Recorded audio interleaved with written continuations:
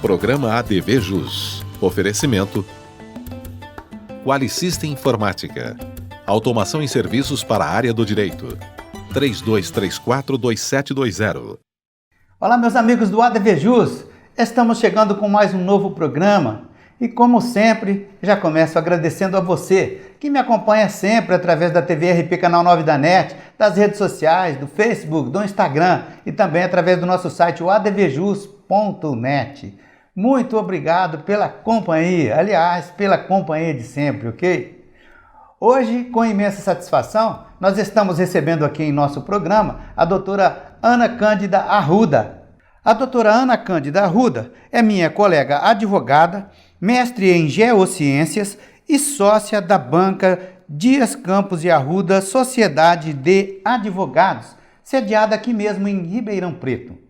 A nossa pauta de hoje, Direito Mineral, aplicação prática, uma pauta inovadora. Por isso mesmo, peço que você fique aqui comigo. O ADV Jus já está no ar.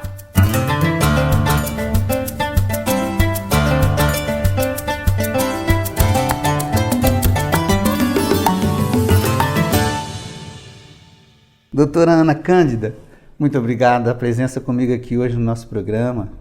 Eu que agradeço. Tá certo. Doutora, a gente já vai falar aí de um tema tão interessante, né? Eu começo te falando o seguinte: os recursos minerais e o homem se dá conta, né, da sua importância justamente naquele momento que foi necessário algo mais na vida humana e sim ele descobriu esses recursos, doutor. Os recursos minerais eles são imprescindíveis, né, para a vida humana. E como o direito se mete em todas as áreas, né, na medida em que existe algum conflito, não foi diferente com a questão dos recursos minerais, né? Então, o que é o direito mineral? É uma área do direito que trata da regulação com relação ao aproveitamento desses recursos. Essa é a síntese. Sim. Doutor, é interessante, né, que às vezes as pessoas têm uma noção equivocada, que direito mineral, bom, é ouro, é prata, é vale do aço, né? Mas nós estamos aqui na terra do agronegócio e aqui tem sim o direito mineral, existem também essa vertente, doutor? Existe, por quê? Porque, exatamente como o senhor disse, existe aquela romantização em torno do tema, né? Minerais, a gente pensa em pedra preciosa, ouro, prata, etc. Quando, na verdade, o nosso grande ouro é areia, brita, cascalho, saibro, que a nossa região aqui tem uma bastante variedade. Então, qualquer conflito que envolva um areeiro, um produtor de brita, o direito mineral ele vai estar ali. É ele que está ali para dirimir, né, qualquer conflito, qualquer interesse, né? Na verdade, o que a senhora está me falando, né, doutor, é que assim, com o desenvolvimento da indústria e utilização desses insumos, né, uma função essencial que é justamente a necessidade humana, a necessidade de justamente manipular, né, os minerais, esse foco que está justamente inserido o direito mineral, não só no deslinde, na aplicação de qualquer deslinde, mas também na regulação, não é isso? Exatamente, porque vamos fazer um retrospecto, né? A questão do direito mineral está presente desde o descobrimento do Brasil. Certo. Então, na época do Brasil colônia, a gente tinha um regime mineral que chamava um regime regaliano. Sim. Por que regaliano? Porque os recursos minerais eles pertenciam à coroa. Depois, com a independência, ele passou a ser um regime dominial, passou a pertencer ao governo, na verdade, né?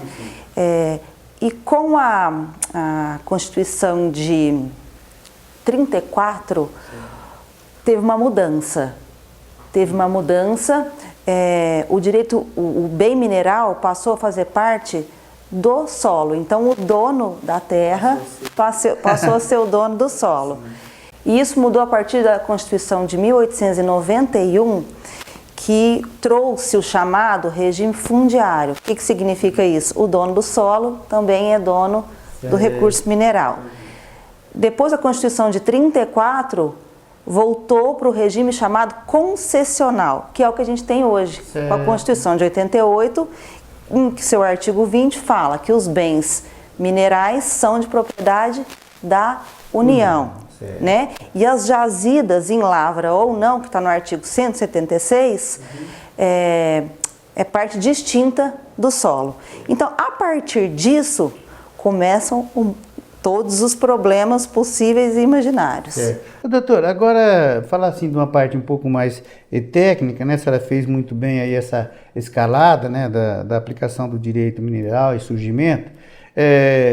Existe proprietário e o detentor do título minerário. Isso. São duas coisas distintas. Doutora, é daí que surgem conflitos? Exatamente, né? Então, como a gente tem hoje o regime concessional, então o bem mineral ele é da União. E aquele que tem interesse, né, em empreender na área da mineração, ele pode ir até a ANM, que é a Agência Nacional de Mineração, antigo da NPM, e fazer o requerimento dessa área. O que acontece? O dono da terra, ele não tem o direito no subsolo. E aí, digamos, e se o dono da terra não quiser essa exploração no seu terreno, como é que fica? Né? Os dois têm direitos, mas se não houver consenso, isso vai ter que ir para o judiciário e aí começa um problema que seria o conflito minerador superficiário. E já deu para sentir que o direito minerário, né, como a doutora está falando aqui, exige sim uma especialidade no caso de alguém realmente enveredar aí pelos caminhos aí da mineração, da exploração. Agora eu te chamo para uma reflexão, doutora, é assim plausível, né? É possível fazer com relação assim, licenciamento ambiental nos empreendimentos minerários. Isso é bem complexo. Bem complexo, por quê? Porque o direito minerário, ele acaba que ele esbarra, né, em outras áreas do direito. Então, ele esbarra na questão ambiental por razões lógicas, né? A mineração sempre foi vista como vilã e a legislação exige licenciamento ambiental. Então, a gente tem aí duas resoluções, né, CONAMA, a resolução número 1 de 86 e a resolução 237 de 97, que tratam, né, da questão do licenciamento e da exigência de eventual EIA-RIMA para um empreendimento minerário. E, como não poderia deixar de ser, tem um monte de questionamentos, né? Não é simplesmente seguir o que está na resolução e sair o licenciamento no dia seguinte. Acaba que muitas vezes um licenciamento na área mineral acaba tendo que ser judicializado. Certo. Doutora, agora é possível, né? O que é possível depender de limitações impostas pelas rigidez locacional da jazida, doutor? Então, essa é a grande essência do empreendimento mineral. Diferentemente de um comerciante, até de um industrial, que pode escolher onde ele vai montar sua planta, ou um comerciante vai escolher o mercado, né, que ele quer explorar, o minerador não. Depende de onde encontra a jazida. Né? E isso tem um aspecto, digamos, né, se for pensar negativo, que significa que ele está engessado. Mas, por outro lado, isso traz interiorização, gera recursos, gera emprego. Então, uma coisa que poderia ser só vista de um lado negativo, eu vejo também por esse lado social e positivo. Certo. Doutora, agora o Código de Mineração, né, e a Agência Nacional Mineral, na verdade, eles são suficientes, doutora, para balizar esse tema? Então, a gente teve aí recentemente, né, o chamado novo marco regulatório da mineração, né? 2017, 2018. Na verdade, assim, da minha experiência, eu achei que mudou muito pouco. Mudou muito pouco, ficou a desejar e acaba que não consegue dirimir todos os conflitos, porque resolvem uns, surgem outros. Mas o que tem, o que eu posso falar com relação ao novo marco é que, por exemplo, na criação da ANM, extinção do DNPM e a criação da ANM, é que ele busca assim, trazer uma maior modernização do setor, trazer mais investimentos, e isso é muito novo, né? Sim. Então precisamos ver como é que isso vai se desenvolver. Né? Isso. Que a impressão que tem, né, doutora, independente de enfoque técnico, né, para as pessoas leigas aí que acompanham noticiários na grande mídia, né, é que realmente as leis que cuidam desse enfoque são insuficientes, porque as pessoas elas são praticamente direcionadas para os desastres que infelizmente nós soubemos aí que aconteceram lá em Minas. Então, né, vamos falar um pouco sobre isso. A gente teve os dois episódios muito tristes, que foi de Mariana, né, e de Brumadinho. O de Mariana foi o maior desastre ambiental envolvendo mineração no país. E o de Brumadinho, que teve o maior número de vítimas, né? O que acontece? Qual que é a legislação que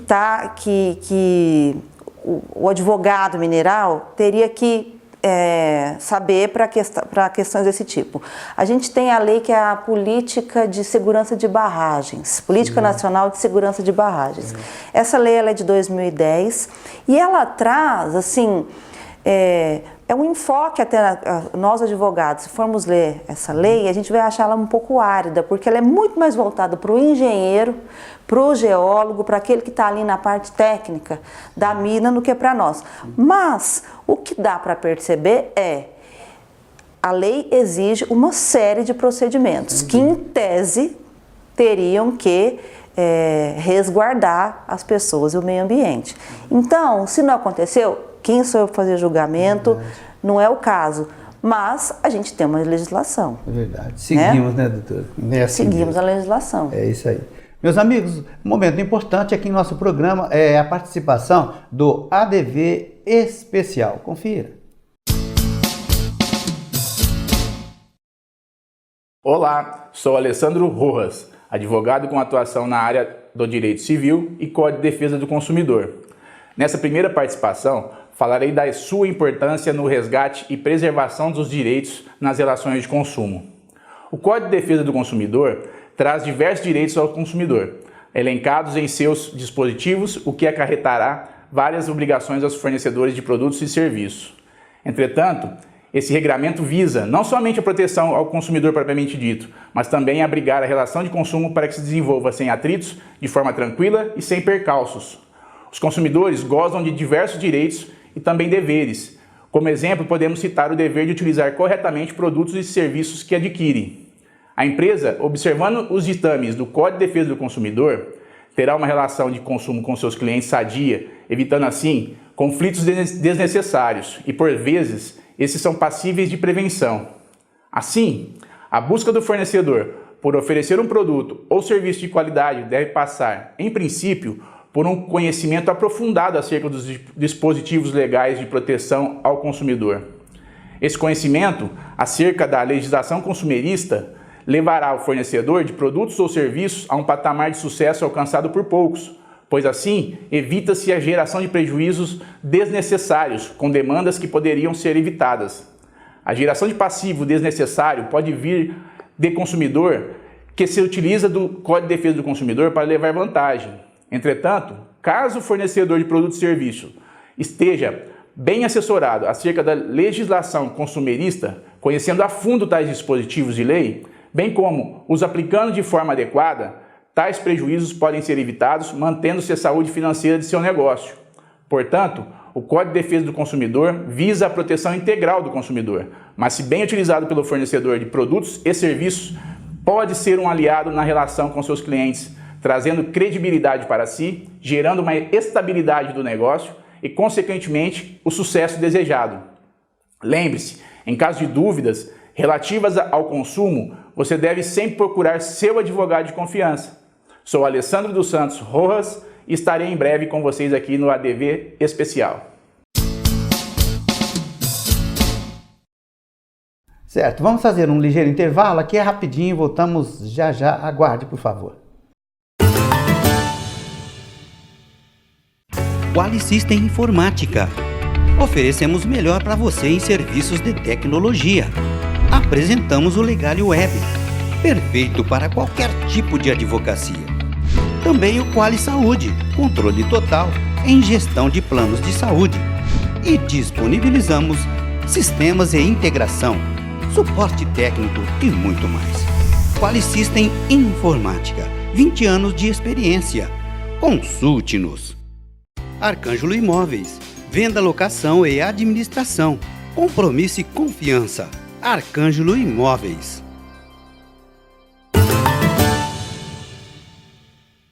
Ok, estamos de volta então com o ADVJus TV de hoje. Nós estamos recebendo, para nossa honra e satisfação, a doutora Ana Cândida Arruda, e o nosso tema é aplicação prática do direito mineral. Doutora, eu agora nesse instante eu quero te perguntar o seguinte: foi a atividade extrativa mineral quem forçou também aí de uma certa forma a necessidade de uma legislação do direito minerário, não é isso? Ah, sim, como eu já disse, né?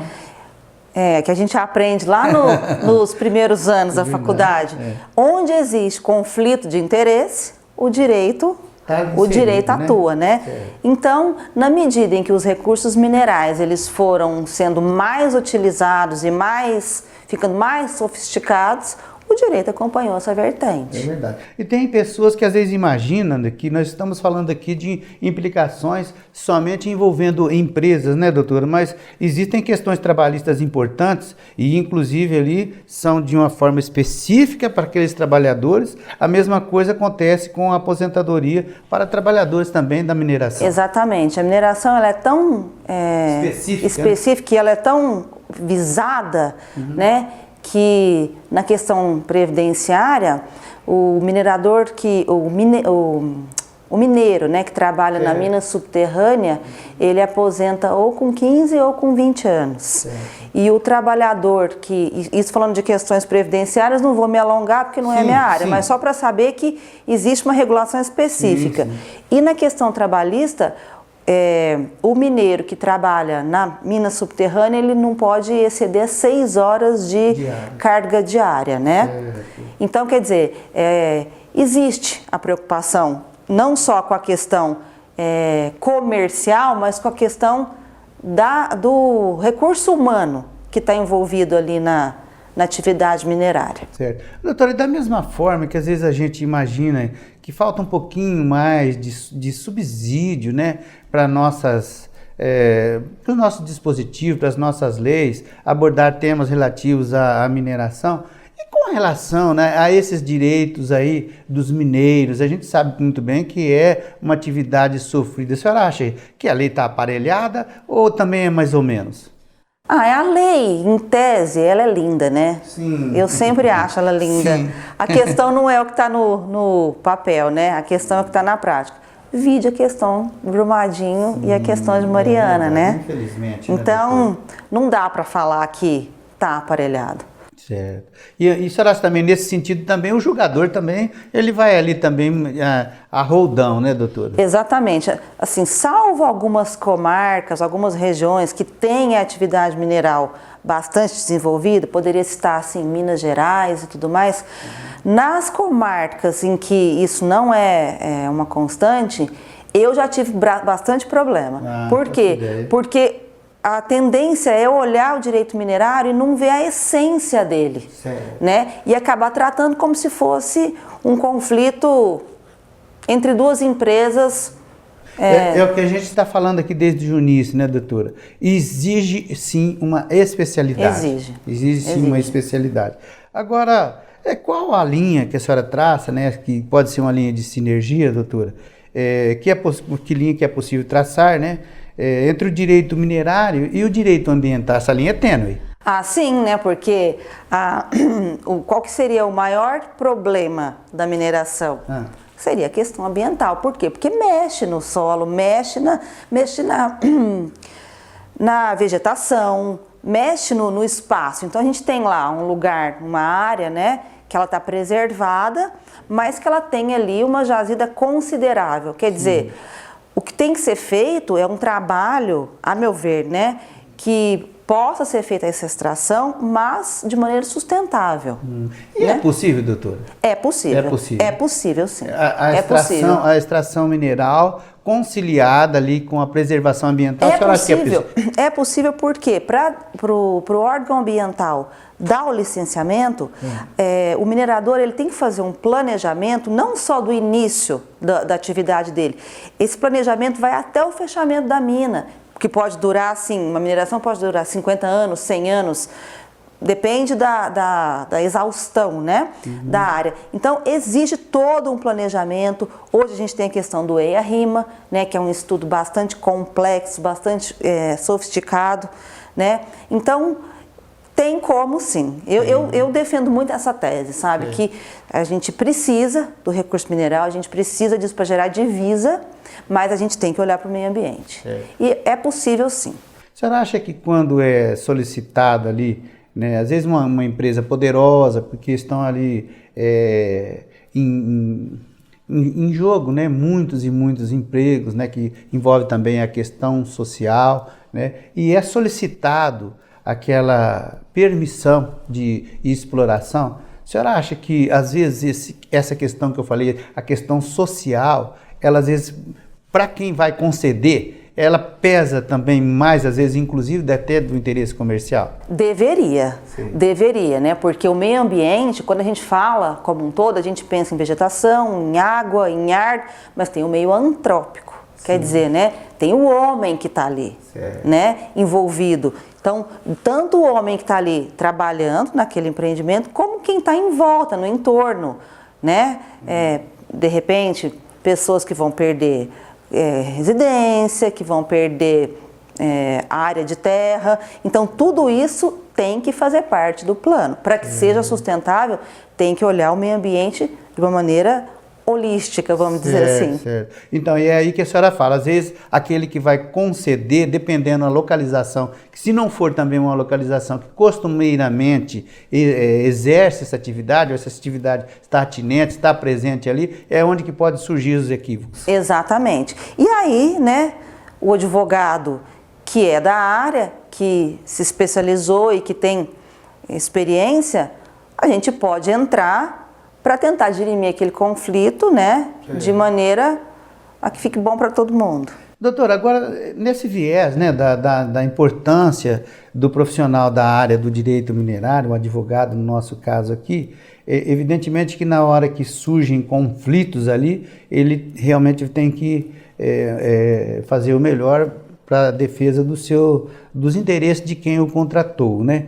Mas me parece que também seria bem interessante que esse profissional ele fosse também consultado ou contratado de uma maneira preventiva, desde que ele realmente tivesse uma especialidade no assunto. Exatamente, e eu friso isso na questão de negociação de imóveis, porque principalmente numa região em que a gente não está acostumado a ter empreendimento minerário. Então, vou dar um exemplo bem prático para poder fazer isso ficar bem palatável, né? Um negociador de imóvel, ele quer comprar uma grande área, ele faz todo o estudo, tá tudo certo, mas ele esquece de analisar se tem algum interesse mineral naquela área. Aí ele comprou, tá tudo certo, ele vai saber que tem interesse no dia em que vão bater na porta dele e falar, olha, eu tenho uma autorização para fazer uma pesquisa mineral na sua área. E ele não pode fazer nada.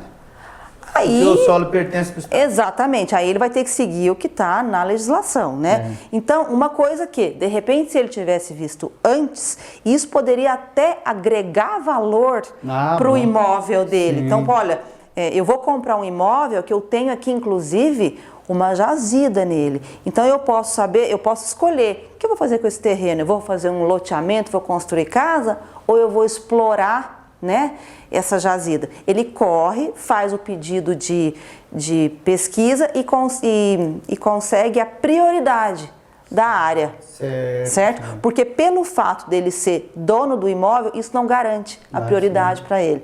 Então, são surpresas que a gente poderia evitar. se ele tivesse procurado, né? Exatamente.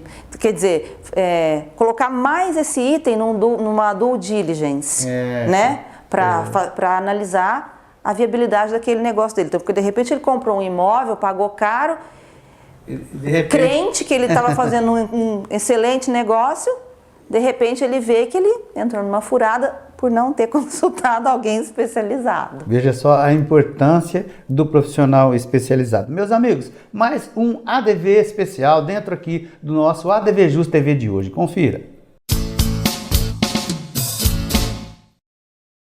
Olá, amigo do ADV Jus. Hoje eu quero lhe convidar para uma reflexão sobre uma verdadeira insegurança jurídica com a qual nos deparamos na prática processual penal com relação às prisões. O que se observa já de algum tempo é que no Brasil tem se prendido muita gente em quantidade, mas também muito mal em qualidade. Quantas não foram as prisões em tantas fases aí da Lava Jato, né, e que agora vem sendo apelidada de Vaza Jato? É justamente nesse contexto de vazamento das conversas do então juiz Sérgio Moro que se chega ao pior, que é a prisão para a investigação, por exemplo, dos supostos hackers, que é a prisão temporária, com a qual tem que se ter o máximo cuidado, principalmente aí com a fundamentação. Não se pode admitir o velho jargão policial, até hoje dominante, né? Primeiro se prende e depois se investiga.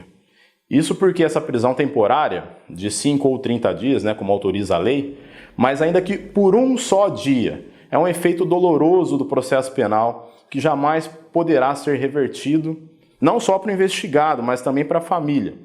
Não só porque o tempo não volta, mas também porque não voltam a dignidade e a intimidade violentadas no cárcere. Muitas das vezes nos deparamos com meras presunções para a decretação de uma prisão temporária, sem dó nem piedade, para não dizer também sem indícios de materialidade ou de autoria, o que pode sepultar muitas vezes a liberdade de um inocente. Eis assim a inversão dos valores. A acusação não prova de forma suficiente o que se fez de ilícito, a culpa, né?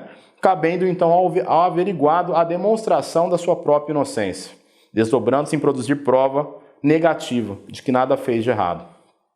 Portanto, para finalizar, fica realmente essa reflexão. Será que estão corretos os atos das autoridades, por vezes arbitrários, como são algumas prisões temporárias e indiciamentos, que mais visam a extração da confissão na ânsia de acharem o culpado e dar uma resposta à sociedade, né? Uma sensação de segurança. Então cabe ao advogado destemido o papel importantíssimo e indispensável em questionar o processo penal, sobretudo quando, no caso concreto, atropelam-se as garantias constitucionais do investigado, principalmente do devido processo legal e da presunção de inocência. Até o próximo ADV especial. Legal, ainda dá tempo de chamar a nossa estante jurídica. A estante jurídica do ADV Jus TV de hoje destaca a seguinte obra: Manual de Iniciação à Advocacia. Já está na 8ª edição, atualizado de acordo com o novo CPC. A autoria Valdemar da Luz, editora Jataguá Mizuno. É mais uma obra para retirar da estante e conferi-la. Ok, olha, imensamente feliz, e eu vou finalizando o nosso programa de hoje. Eu quero já agradecer a nossa querida doutora Ana Cândida Arruda, mas você sabe que uma coisa que eu costumo dizer aqui no programa, gosto muito, é o nosso momento divino. Veja aí.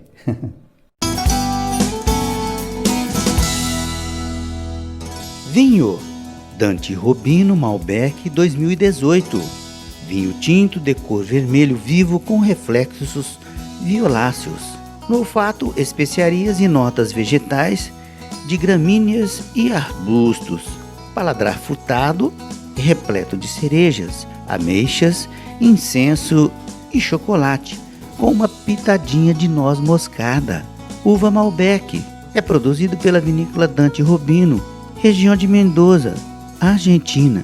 Na harmonização vai muito bem com carne grelhada, queijo azul e macarrão ao molho bolonhesa.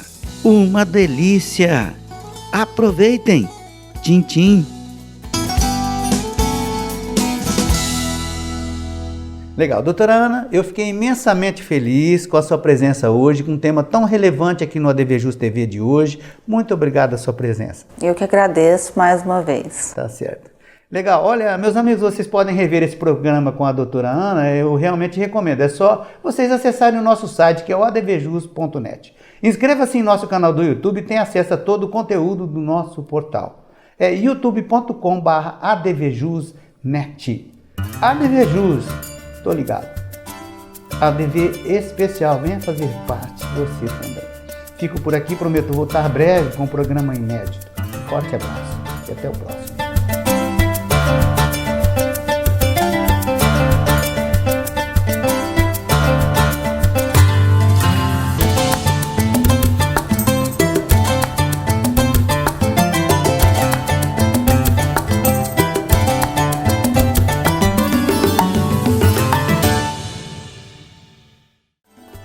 Programa ADVJus. Oferecimento Qualisystem Informática.